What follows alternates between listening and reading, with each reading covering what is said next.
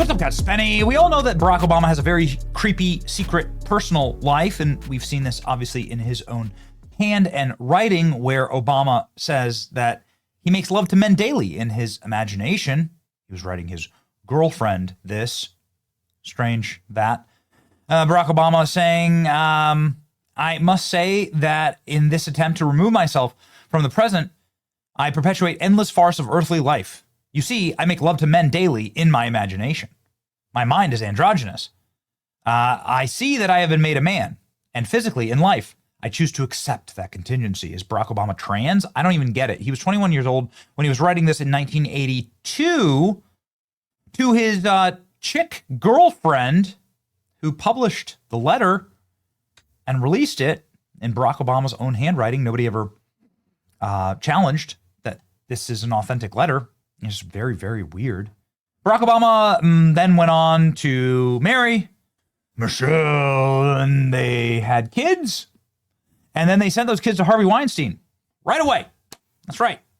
Nothing shocks me. Barack Obama comes under scrutiny for sending daughters to work under Harvey Weinstein to make it big in Hollywood. Because this is what you want for your young, innocent little girls, right? This is the kind of mentor that you are looking for in this scenario. I mean, they're so thankful for Harvey.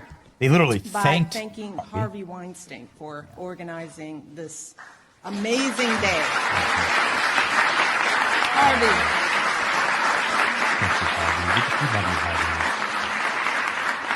This is possible because of Harvey. He is a wonderful human being, a good friend, and just a powerhouse. And in fact, I love Whoopi Goldberg sitting behind Michelle Obama there. Yeah, they took their teenage daughters and sent her to work for Harvey Weinstein, the 72-year-old, given a 23-year prison sentence, found guilty in 2020 for first-degree sexual assault and rape. In 2017, Malia Obama, the eldest daughter of Barack Obama, secured an internship with Harvey Weinstein. Shortly thereafter, he was accused of sexual harassment. Okay.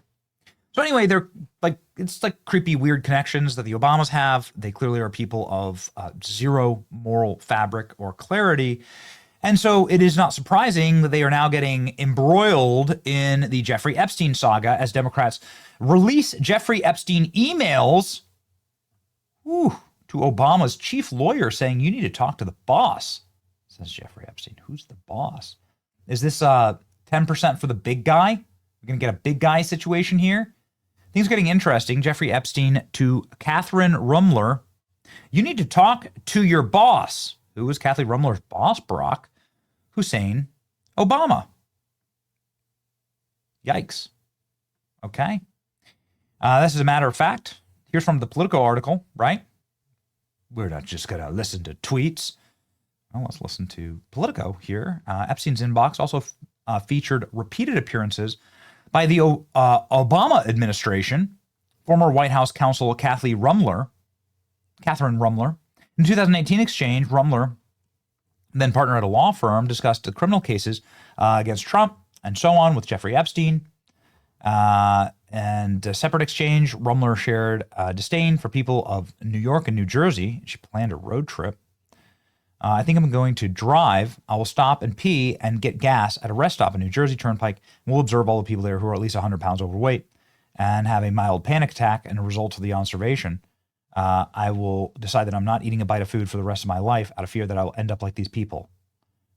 Oh, Obama's attorney? Fat shaming? Oh, no. So, Catherine Rumler was the White House counsel. Yikes. For Barack Obama.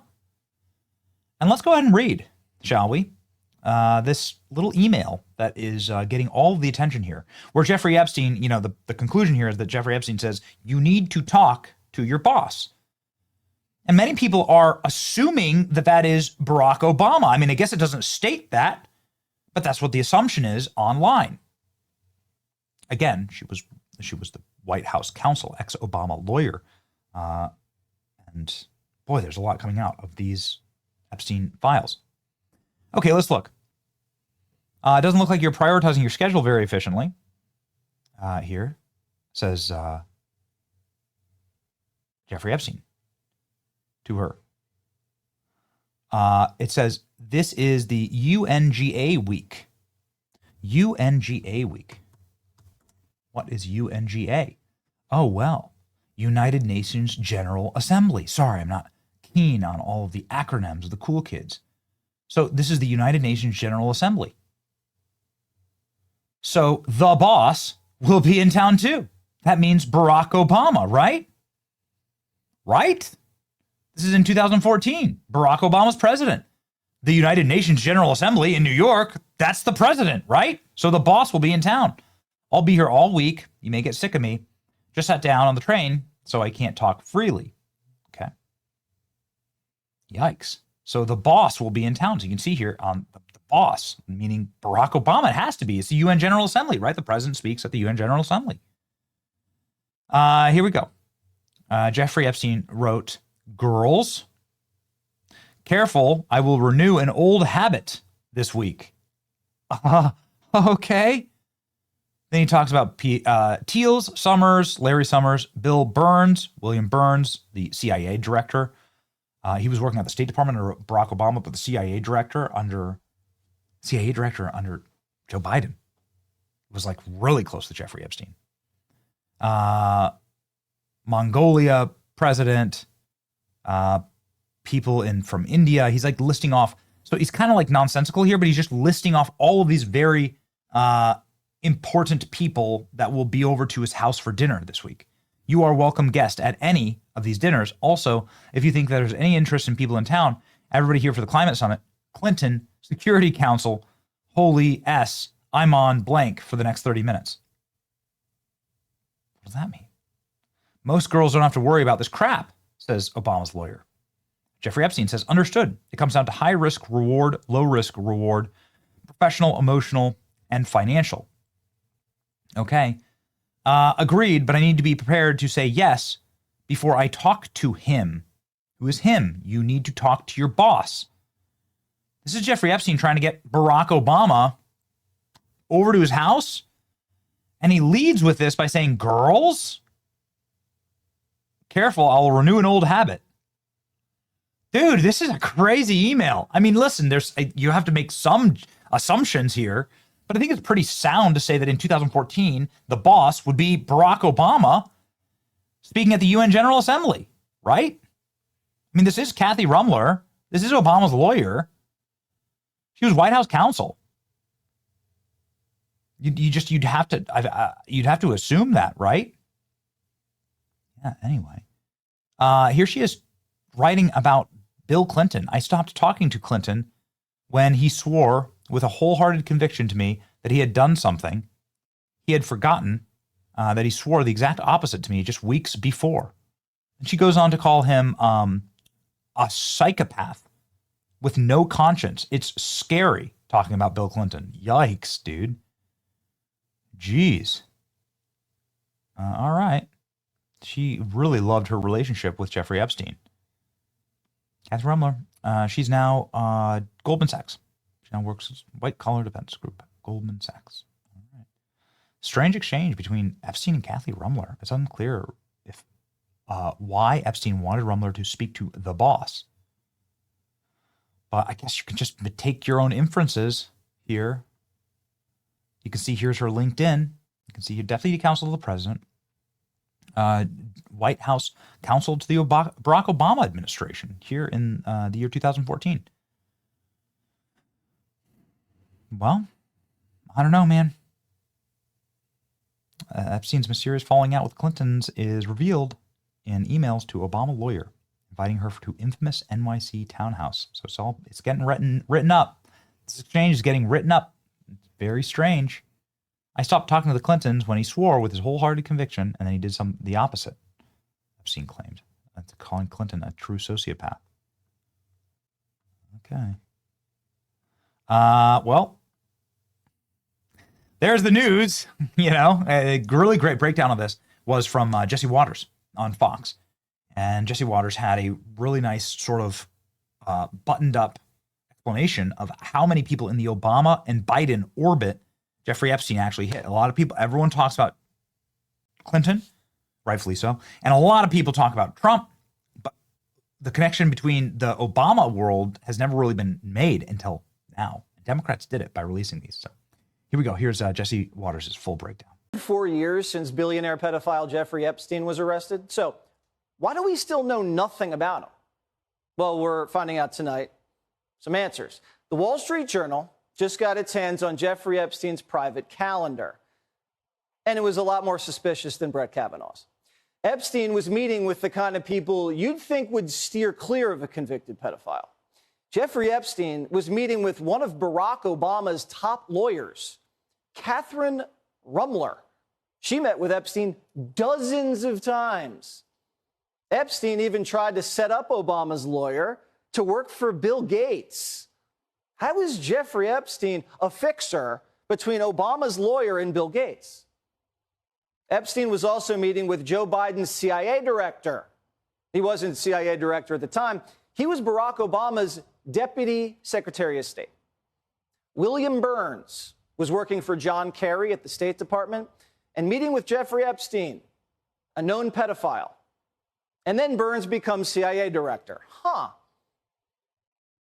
Today's director of the CIA went to Epstein's Manhattan townhouse where Epstein had sex with underage girls and, where he filmed other men having sex with underage girls. And William Burns went there and was then promoted to the director of the CIA. Now, I wonder if the future CIA director saw the portrait of Bill Clinton in a blue dress hanging in Epstein's parlor room. A few years later, Epstein was arrested and then hung himself in a jail cell while security cameras just happened to not be working and the replacement guards just happened to fall asleep. And 2 years later, Biden just happens to pick William Burns to run the CIA. So what are we supposed to think? It's never been more clear. Epstein was an intelligence asset. Not only was he working for the CIA, Israeli intelligence, maybe even Russia intelligence. So was the American government allowing an asset to traffic and molest teenage girls all over the world for intelligence? Were we allowing Epstein to commit crimes against children for blackmail material?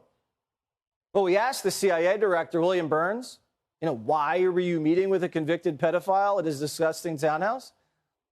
And the CIA director said this: the director did not know anything about him, other than that he was introduced as an expert in the financial services sector and offered general advice on transition to the private sector. They had no relationship. So Obama's State Department official couldn't have asked anybody else in the entire country for help with a job in finance? He could have called any CEO, any hedge fund manager, any banking director. But he meets with Jeffrey Epstein, a guy that doesn't even really have a real business, a guy that doesn't even have a website, a guy that, as far as we know, only had one client, the CEO of Victoria's Secret. That doesn't add up, Burnsy. And this explains the sweetheart deal back in 2006. This explains the prison cell cover-up. And this explains why all the Epstein tapes went missing. Everything Epstein recorded, everything, missing. Every property he owned. But when he died, the Fed seized all the tapes, and the only person who's ever been arrested since then was the Madam, Maxwell. Jeffrey Epstein found me almost immediately. He knew exactly where I was, the location. And I knew then that I was being filmed. I was being watched 24/7. There were cameras all over the island. So the CIA has all the sex tapes, and they've been blackmailing like crazy. This is the blackmail jackpot.